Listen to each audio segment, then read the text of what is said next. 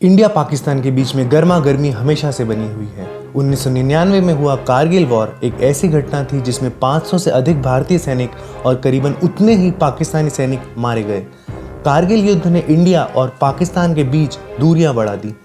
ये है कारगिल युद्ध की कहानी और आप देख रहे हैं ग्लोबल कहानियां।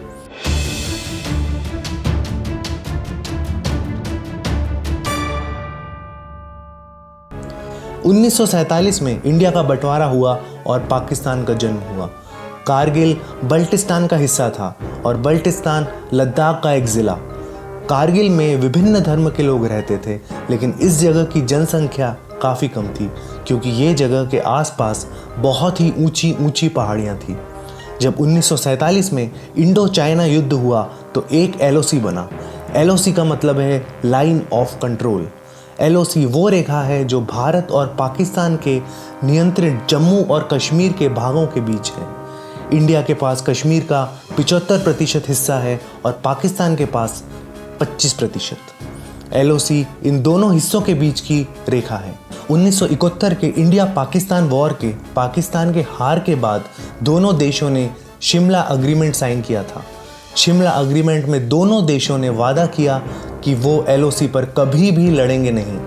कारगिल श्रीनगर से 250 किलोमीटर दूर है। कारगिल का तापमान बहुत ही बर्फीला है। 1971 के युद्ध के बाद दोनों ही देशों में ज़्यादा मिलिट्री लड़ाइयाँ नहीं हुई। बस सियाचिन ग्लेशियर पर दोनों देशों ने मिलिट्री जमाने की कोशिश की, लेकिन 1990 के बाद दोनों ही देशों के बीच तनाव बहुत बढ़ गया, खासकर इसलिए क्योंकि कश्मीर में विरोध और बदलाव के नारे लगने लगे और दोनों ही देशों ने न्यूक्लियर हथियार का परीक्षण चालू कर दिया। तनाव इतना बढ़ गया कि 1999 में दोनों कंट्रीज़ को एक घोषणा पत्र पर दस्तखत करने पड़े, जिसको कहते हैं लाहौर डिक्लेरेशन। इस डिक्लेरेशन में लिखा था कि दोनों ही देश कश्मीर का मुद्दा शांति से बातचीत करके सुलझाएंगे।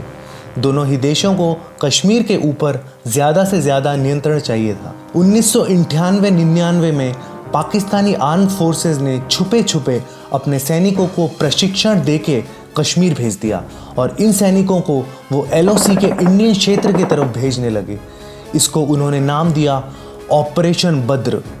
पाकिस्तान को ऐसा लग रहा था कि इस कार्य से कश्मीर का मामला जल्दी सुलझ जाएगा।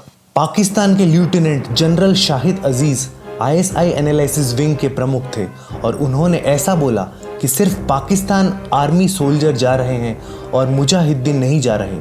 कुछ लोग इस ऑपरेशन को इंडिया के ऑपरेशन मेघदूत का जवाब मानते थे। ऑपरेशन मेघदूत 1994 में हुआ था। Indian army chief Ved Prakash Malik का ये कहना है कि पाकिस्तान की प्लानिंग और लॉजिस्टिकल सप्लाई रूट्स का निर्माण बहुत ही पहले हो चुका था। और ये सिर्फ वेद प्रकाश मलिक का कहना नहीं है, ये बात बहुत सारे स्कॉलर्स भी कहते हैं। वो ये भी कहते हैं कि कई बार 1980 से लेकर 1999 तक पाकिस्तानी आर्मी ने पाकिस्तानी लीडर्स को जैसे बेनज़ीर भुट्टो और ज़िया उल हक को समान प्रस्ताव दिए थे, लेकिन ये योजनाएं पहले डर की वजह से अमल नहीं हो पाई। कई एनालिस्ट के द्वारा पाकिस्तान का आक्रमण की योजना परवेज़ मुशर्रफ के आर्मी चीफ बनने के बाद वापस वास्तविकता में बदल गई। वो बात अलग है कि हमेशा की तरह युद्ध के बाद पाकिस्तान के प्राइम मिनिस्टर नवाज शरीफ ने ये दावा किया कि उनको इस युद्ध की योजना के बारे में बिल्कुल जानकारी नहीं थी और उनको ये युद्ध के बारे में तब पता चला जब अटल बिहारी वाजपेयी का उनको फ़ोन आया। लेकिन मुशर्रफ ने ये बताया कि नवाज शरीफ को कारगिल ऑपरेशन के बारे में वाजपेयी के लाहौर की यात्रा के 15 दिन पहले ही पता चल गया था। कारगिल युद्ध के 3 अलग अलग भाग हैं। पहला, पाकिस्तान ने इंडिया के नियंत्रित कश्मीर में घुसपैठ की। दूसरा, इंडिया को पता चला कि पाकिस्तान ने घुसपैठ की तो उसने अपनी सेना को प्रतिक्रिया देने के लिए भेजा। तीसरा हिस्सा है इंडिया और पाकिस्तानी सेना के बीच लड़ाई और इंडिया का फिर से ज़्यादातर इलाकों में कब्जा करना। जब ठंड का मौसम आता है, कश्मीर का तापमान बहुत कम हो जाता है और ये सामान्य प्रथा है इंडिया और पाकिस्तान दोनों की आर्मीज़ की कि वो आगे आगे के पोस्ट को छोड़ देते हैं ताकि वो ठंड से खुद को बचा पाएँ और वो पहरेदारी भी कम कर देते हैं तो जब फरवरी आई तब पाकिस्तानी आर्मी ने खुद के पोस्ट पर तो वापस कब्जा करा ही सही, लेकिन कुछ इंडियन पोस्ट पर भी कब्जा कर लिया।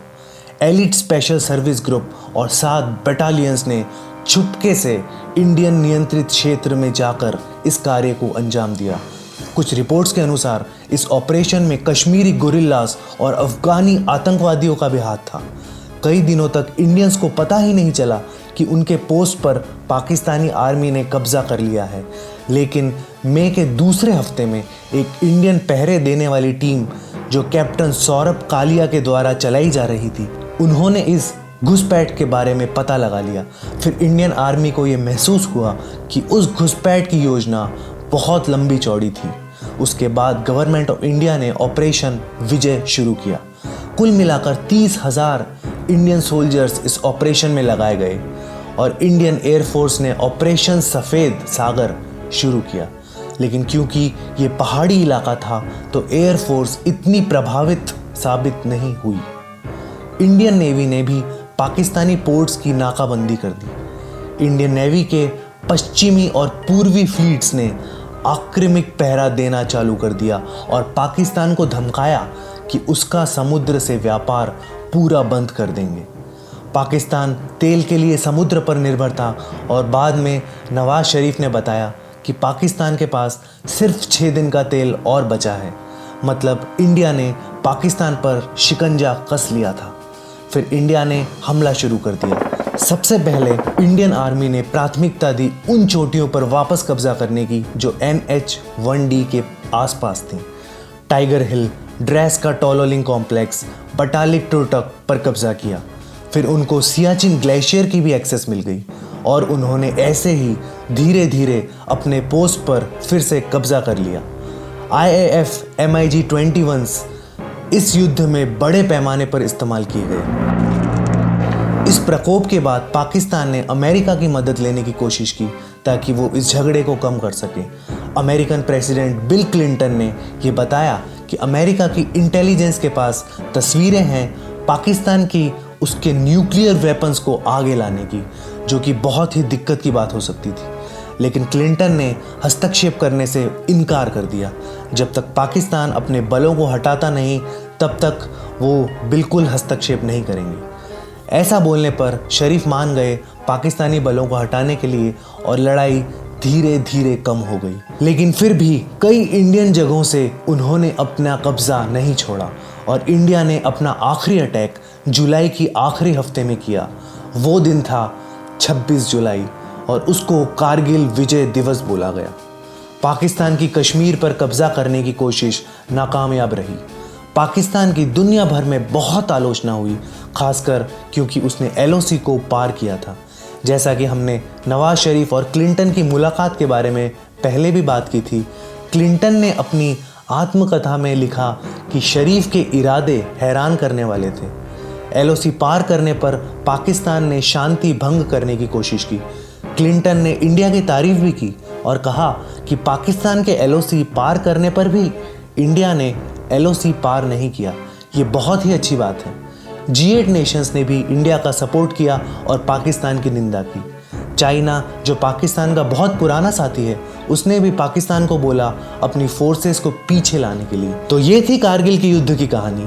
क्या आपको लगता है कि कारगिल युद्ध सही था? हमें कमेंट सेक्शन में बताइए।